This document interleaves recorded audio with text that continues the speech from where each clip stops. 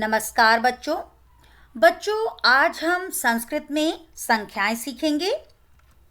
और बच्चों, सबसे पहले आपको ये जानना ज़रूरी है कि संस्कृत में 1 से 4 तक संख्याओं के लिए पुल्लिंग, स्त्रीलिंग तथा नपुंसकलिंग तीनों में ही अलग अलग संख्यावाचक शब्दों का प्रयोग किया जाता है।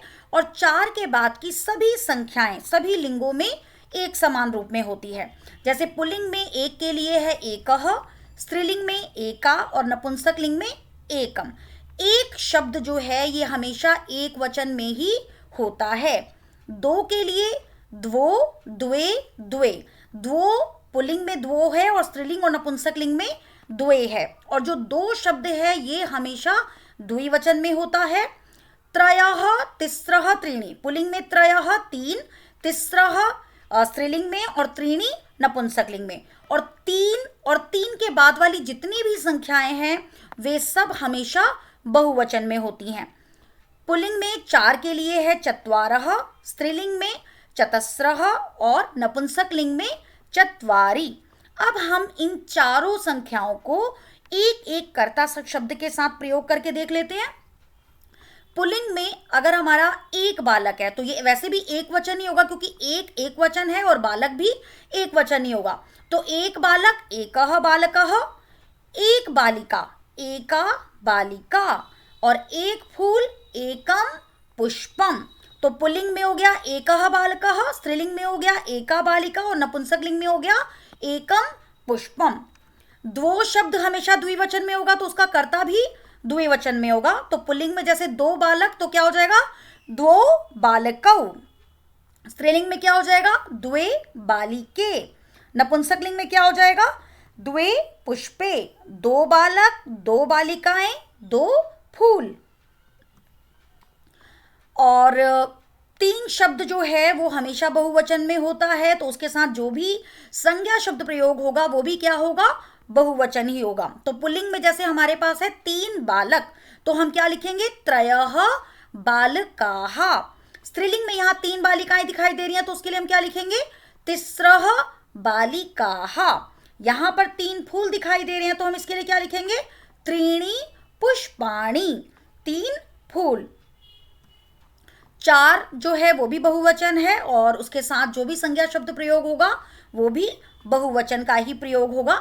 तो पुल्लिंग में क्या हो जाएगा चत्वारः बालकाः, 4 बालक, चतस्रः बालिकाः, 4 बालिकाएं और चत्वारि पुष्पाणि, 4 फूल। यानी पुल्लिंग में हो गया चत्वारः बालकाः, स्त्रीलिंग में हो गया चतस्रः बालिकाः और नपुंसकलिंग में क्या हो जाएगा चत्वारि पुष्पाणि। 4 के बाद की जितनी भी संख्याएं हैं वो तीनों लिंगों में एक समान ही होती हैं।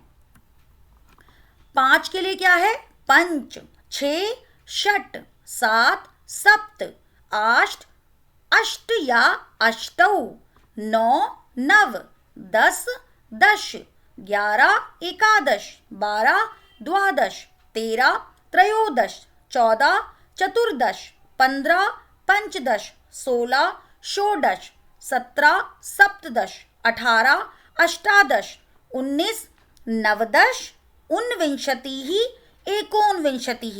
यानी 19 को हम 3 तरीके से लिख सकते हैं।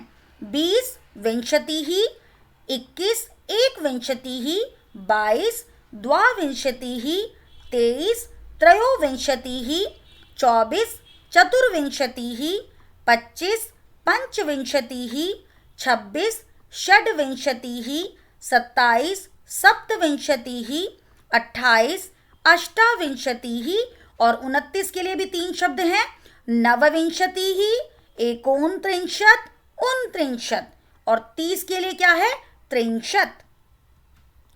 31 के लिए एकत्रिंशत्, 32 द्वात्रिंशत्, 33 त्रयस्त्रिंशत्, 34 चतुस्त्रिंशत्, 35 पंचत्रिंशत्, 36 षट्त्रिंशत्, 37 सप्तत्रिंशत्, 38 अष्टात्रिंशत्, 39 नवत्रिंशत्, एकोनचत्वारिंशत्। इसे हम 2 तरीके से लिख सकते हैं 40 चत्वारिंशत्, 41 एकचत्वारिंशत्, 42 द्विचत्वारिंशत्, 43 त्रिचत्वारिंशत्, 44, चतुश्चत्वारिंशत्, 45, पंचचत्वारिंशत्, 46, षट्चत्वारिंशत्, 47, सप्तचत्वारिंशत्, 48, अष्टचत्वारिंशत्, 49, नवचत्वारिंशत् या एकोनपंचाशत्। इसे भी हम दो तरीके से लिख सकते हैं।